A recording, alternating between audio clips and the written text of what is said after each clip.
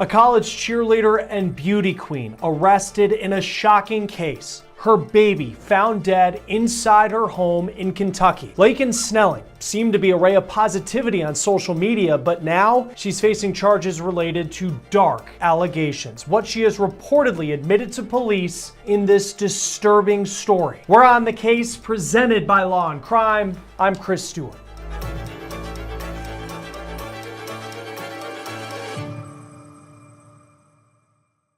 I will tell you right here at the beginning that there is still a lot that we don't know in this case that just came to light in Kentucky. But what we do know in this story is that a young child lost their life, and we are talking about just a baby.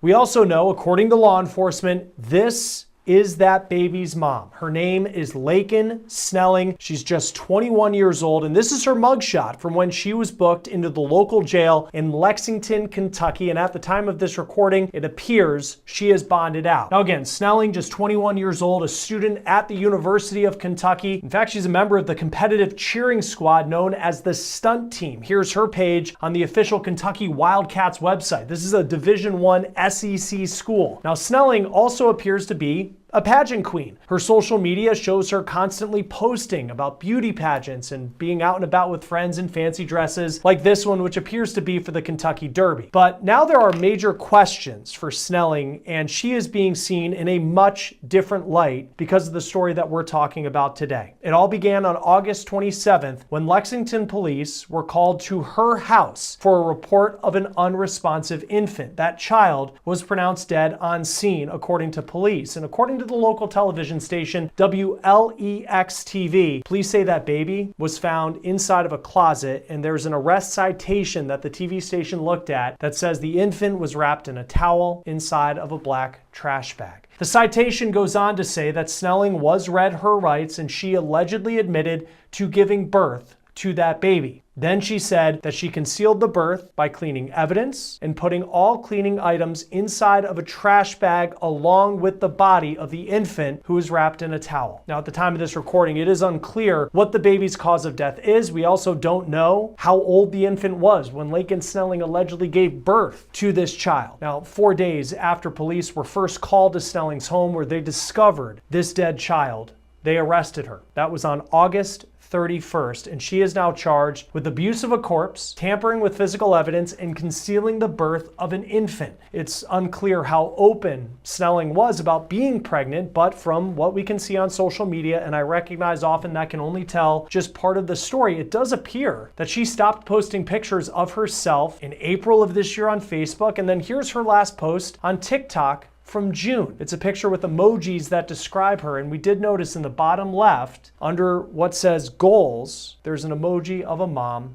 with a child. Now, again, it is unclear what was going on in Snelling's life, but we did see pictures with a man. It's unclear if this is the baby's father, and it's unclear what he allegedly knew about not just Snelling being pregnant, but the birth of this child. At the time of this recording, no one else. We just learned that Snelling posted bond today per court documents acquired by WLEX-TV in Kentucky. We know that Snelling was released on $100,000 bond, and she is currently living at home with her parents. She will not have to wear an ankle monitor. Police say the local coroner will release the results and the cause of death for this child when those autopsy results come back. Now, as far as the charges that Snelling is facing right now, she is not charged with killing this child. At the time of this recording, it is unclear how this child died. The charges she is facing: abuse of a corpse and tampering with physical evidence, both of which under Kentucky law are Class D felonies. And according to a website for the state, those typically come with prison sentences between 1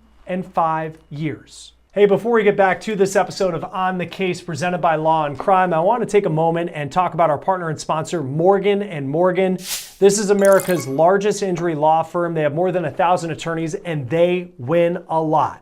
They've recovered more than $25 billion for more than 500,000 clients. That's $25 billion with a B. And in just the past few months, a client in Florida received $12 million after the insurance company offered just $350,000. In Pennsylvania, a client was awarded $26 million. That is 40 times the insurer's $650,000 offer. Another client in Pennsylvania received $29 million after being offered only $500,000. Now, even if you don't think your case is worth millions of dollars, why not fight for what you deserve? Morgan & Morgan makes it so easy to start a claim. You can do it with just 8 easy clicks on your phone. So if you've been hurt and you need to start a claim, go to www.forthepeople.com/OTC. You can also scan this QR code on your screen or click the link below. Joining us now is prosecutor and former Deputy Attorney General for the state of Ohio, Mark Weaver. It's always great to have you on Law and Crime to help us break down some of these stories that are just so difficult to read about. When you look at this case, I mean, what will the cause of death, which at the time of this recording, we don't know as of yet, but when that cause of death comes forward, how could that impact this case? Start with what a tragedy, what a horrible case. I argued a state Supreme Court case in Ohio with very similar facts several years ago. It's just heartbreaking that this child won't have a chance to grow up and have a full life. What we don't know is whether this child was killed or whether this child was born alive. And depending on what the autopsy tells us about this child's health upon birth, it will affect the prosecutor's decision of what charges to bring. I don't want to suggest that this young woman killed her baby. We have seen other cases, high-profile cases, including the one that I argued in the Ohio Supreme Court where that was the allegation. But that's something prosecutors are currently weighing. And the other new piece of information, just as we're recording this, is she was given a $100,000 bond. She was able to post that. She's going to go live with her parents, according to WLEX TV, which has the court document. No ankle monitor. What do you make of that decision for her? You know, our system presumes that everyone is innocent until proven guilty, and our bail system is supposed to ensure two things. Typically, will you return to court for all your court dates? And secondly, are you a general risk to the public? That second factor is pretty obvious. She's not a risk to the public, like the way somebody who committed a murder spree, shooting people out the window of a car, that's somebody who's a risk to the public. So that's not this fact pattern here. But we want to make sure that she does show back up. Now, with these charges that have currently been brought, that's no reason to flee to another country or something like that. But if she knows facts that might suggest she could be charged with murder, the judge may wish they had put an ankle monitor on her. Yeah, does that, so let's just say, and I'm not sure how long the autopsy could take, but if it comes back and it does raise the question about foul play in the way that this infant, which we also don't know how old the infant was, but we learn more details, and let's just say it does become a murder case, which it isn't right now. I mean, how quickly can that change in terms of the charges and what her bond would be? Yeah, if they upgrade the charges, and the autopsy can be done in just a matter of a few days. Autopsies typically, depending on the caseload at where the autopsies are done, can be done in a day or two, and you have pretty quick results. What takes a long time is when they have to send blood samples and other tissue samples out for toxic examinations to see if there's drugs or other sort of things. I doubt that's the issue here, that the forensic autopsy expert will be able to decide pretty quickly whether this child was breathing air when the child died.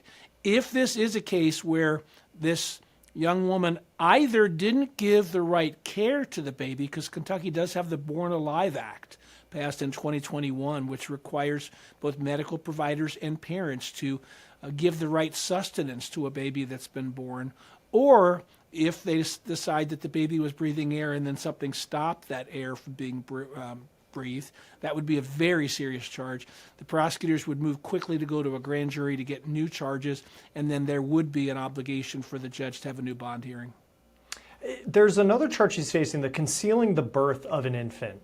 And clearly if this was a case that she had the child at home, like, and with what she's accused of to this point of covering up, the cleanup of it and all of that, like, I get that. But from like the law's standpoint, what is the difference between someone who just is very private, they wanted to have a home birth, and then something that goes to the point where it's illegal, where you concealed the birth of an infant? It's a pretty recent statute. I practice mostly in Ohio. We don't have a counterpart to that. But just by reading the news and following criminal cases, it's become more and more common, or at least it's more covered, that young women who didn't intend to be pregnant and don't want people to know that they're pregnant conceal that pregnancy and then the birth.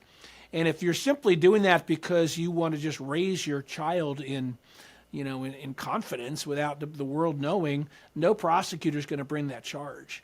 The elements and the spirit behind this charge is somebody who conceals the birth of an infant and that the infant goes on to die or need medical care and is not being properly cared for. So the prosecutors, as somebody who has to make charging decisions as a prosecutor, I'm not worried about somebody who gives birth to a baby and doesn't send out a birth announcement on email. I'm worried about someone who gives birth to a baby, that baby dies, and they don't tell the authorities about that. What do you make to this point of what she's accused of? And we don't know what was going on in her life. We don't know if there's other circumstances, and I don't know what it would be, but something that would make you say, like, okay, I kind of get it a little bit more. Maybe you would have more sympathy for her than what the charges suggest. But, this is someone who's accused to this point of, having a dead child, and then that child is put into a blanket, into a trash bag with other cleaning supplies. Just what stands out to you about what she's accused of to this point, and just how serious, it's certainly serious, but just how serious the allegations she's facing are? When a criminal hides what happened with the crime, that is one way prosecutors show consciousness of guilt, that you've done something wrong. And that's one of the factors that might be present here. Now, I've reviewed some of the social media about this case, and there are many prosecutors in the court of social media who are trying to bring their own indictments. But the court that I live in is the court of law. And in Kentucky, like every other state, prosecutors have to prove cases beyond a reasonable doubt. And a smart prosecutor is going to review all the facts before deciding what those proper charges are. So I'm hesitant to opine or guess that somehow there was more criminal culpability than what's already been charged. Having said that, these are the kinds of charges you bring to put the person into court custody for a bond hearing so that you can then pursue potentially more serious charges. That was actually kind of the next question I had, because she was arrested, I believe it was 4 days after police were first called to her home for this unresponsive infant, which is the baby that was dead. And then she's now charged with the abuse of the course. But why charge with these as opposed to maybe waiting a couple more days to see what the cause of death was, to see if this is a murder case or not? By charging somebody with a lesser offense, you achieve several things. Number one, you get this person in front of a judge, so subject to bond conditions. So we have that now. Number two, you put that person on notice that we are investigating you, and if you were to start tampering with evidence or doing away with evidence, that's going to be an additional charge. And number three, you have to let the world know that something's happening here. Unless there's some reason, sometimes in organized crime cases or drug buys, you don't want the world to know that you're onto something. In this case, you want to tell the world, we got a problem here, we have some evidence, we're taking action. Looks like that's what prosecutors in Kentucky did. And there's just a lot of questions to this story that we don't know the answers to, and hopefully we'll learn more as time goes on about what was going on in her life, some of the reasons, if she's guilty of what they're accusing her of for all of that. But knowing that you have prosecuted cases that are similar to this, and this isn't the first time that we've heard a story, sadly, like this. What is the reason that you've seen in the past that you have young women who find themselves in these situations that maybe they didn't want to be in or predict that they were going to be in, but then how do they get to the point where something like this happens? Yeah, I deal in the law, not in morality typically, but there are consequences when people have sex outside of marriage or when they're not expecting to have a child. In most cases, birth control stops a child from being born. In other cases, people have abortions. In this case, this young woman we're waiting on evidence, Sure, may have made a decision that she simply didn't want to be a mother, that she's too young, she has her whole life ahead of her, but there's another person involved. And that's something that prosecutors and all of us have to remember, that when a woman's pregnant, now there's another person, another life involved, and that's something all of us should take very seriously. And what options typically are there? Because I've been seeing that on social media as well today, where there's places, like a firehouse in some states where you can, if you have a child and it's not you're just, for whatever reason, no judgment, you can leave the baby and then firefighters can find something for them. I mean, typically, what are the options that are out there that someone can have if they're in a situation like allegedly this woman was in Kentucky? Yeah, Kentucky has that law, and many states do. And it's a wonderful option for young women who find themselves pregnant and don't want to be a mother. There are so many couples who would love to adopt a baby. So that sometimes when I speak to young people in groups, I'll remind them of this option, that if they know somebody who's pregnant and doesn't want to be pregnant, rather than have an abortion or rather than worry about what adoption looks like, you can take that child to a safe place, typically a hospital or a fire station, and people will immediately care for that child. That was an option in Kentucky, and one of the protections the law brings is if you do that, you are not going to be charged for abandonment or endangerment of child, as long as you're leaving a healthy child in the place that's been designated where somebody can help that child. You can walk away and somebody else will raise that child. I assume, just based off of, and I know, you don't want to assume, but just based off who she was on social media, she had friends, she was out in the public. This was not someone who, it doesn't appear, was out of the, people knew she was pregnant, you would assume, over the past several months. Who else could be, I guess, held if you knew she was pregnant and then, you're continuing this investigation as a prosecutor? Who else might you look at that could face charges if they knew about anything related to this pregnancy, or perhaps that she wasn't happy with it?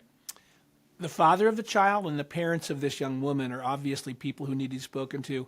I went to grad school and law school in the state of Delaware, and I remember a case, it's probably been 20 years, where a couple went to a hotel room not far from where I lived when I was in Newark, Delaware, that gave birth and then immediately put the baby into a dumpster where the baby died. And in that case, prosecutors sought the death penalty against both the young man and the young woman. They eventually pled it out to other charges, but it shows you how serious it can be under the right facts. We don't have those facts yet. We shouldn't leap to a conclusion, but it's a serious thing. If I'm leading the investigation, I want to find out who the father is, what he knew, what his parents knew, and what the parents of this young woman knew. And if the news coverage shows these people starting to lawyer up and not talking to the police, that's another indication that something's amiss here. And I know you practice primarily in Ohio. I read that these were Class D felonies in Kentucky, and they could carry a prison sentence of between 1 year and 5 years in prison. If this is not a murder case, what do you make of the type of prison time, if any, that this woman could face if she's found guilty? In most states, lower level felonies, there is a default presumption that the judge does not send them to prison, that in fact the judge seeks a more or a less restrictive setting other than prison. If these charges get upgraded to more serious felonies, then the presumption becomes that they should go to prison. This is not a career criminal. There's no evidence that this person is a crime wave, the way we might see somebody who's a gang member or somebody who's a serial predator against children. This sounds like a horrible situation she was put in. Having said that, she does have to be held accountable for whatever happened here. And as you're preparing to prosecute a case like this, you might game plan and think to yourself, what the defense might argue. And if this comes back and it's not a murder case, but clearly there's evidence that was collected at the scene that led police to believe that this was going to be, the charges that she's facing, what would you expect a defense attorney to try to argue in making a case where there could be some very strong scientific evidence against her? Well, number one, they're going to say that she was not in the right state of mind. That will not be enough to get an incompetency finding. It would have to be really out of your mind to not be held criminally responsible. But there can be an appeal to a jury, where you hope that a jury might take pity on this young woman, having found herself pregnant. Perhaps the father's not in the picture, nobody knows. And I could see a defense lawyer wanting jurors to feel sympathy in the hopes that they get one of them to vote to acquit out of sympathy, and that becomes a hung jury, and now the prosecutor is incentivized to make a better offer by way of plea negotiation. So they're going to have to find the facts, the defense counsel will, that gives them the best presentation of her defense. But if you give birth to a baby, you have a legal obligation to take care of that baby. And if the evidence shows she didn't, she has some level of criminal culpability, whether or not she caused that death. And for you, speaking of the jury part of it, and this is getting ahead of ourselves because there's a lot of information that still needs to come out, but in a case like this, what is the type of juror as a prosecutor you would be looking for through the voir dire process and all of that? When prosecutors get together over adult beverages or food, we talk about this all the time. Who's your model juror in this case? Who would you like to seat in that case? And sometimes our gut is right, sometimes we're wrong. It seems to me the defense is going to want young women who could themselves find themselves in that situation, who could wake up one day pregnant, not wanting to be pregnant, and that the prosecution wants people who are more law and order. These are the rules. If you're going to have sex, then take responsibility for it. That's probably an older juror, might be male, not necessarily, probably somebody with more church-going background. Those are the sort of things prosecutors talk about when we get together.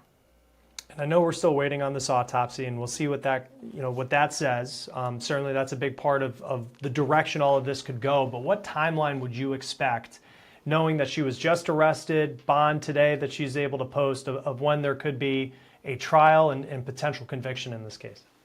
Prosecutors are not immune from media coverage. They're aware when people are talking about one of their cases, and that tends to get moved more quickly. Whether it should or not, we can have that discussion another day. But prosecutors are aware of media pressure and social media pressure.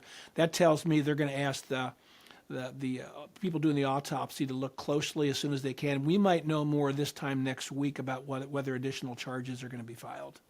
All right, we'll keep a close eye on this story. Mark Weaver, it's always great to have you on Law and Crime, especially to help us break down some of these really difficult stories like this one. Thank you. That will do it for On the Case, presented by Law and Crime. Subscribe to us on YouTube and Spotify. I'm Chris Stewart. We'll see you next time.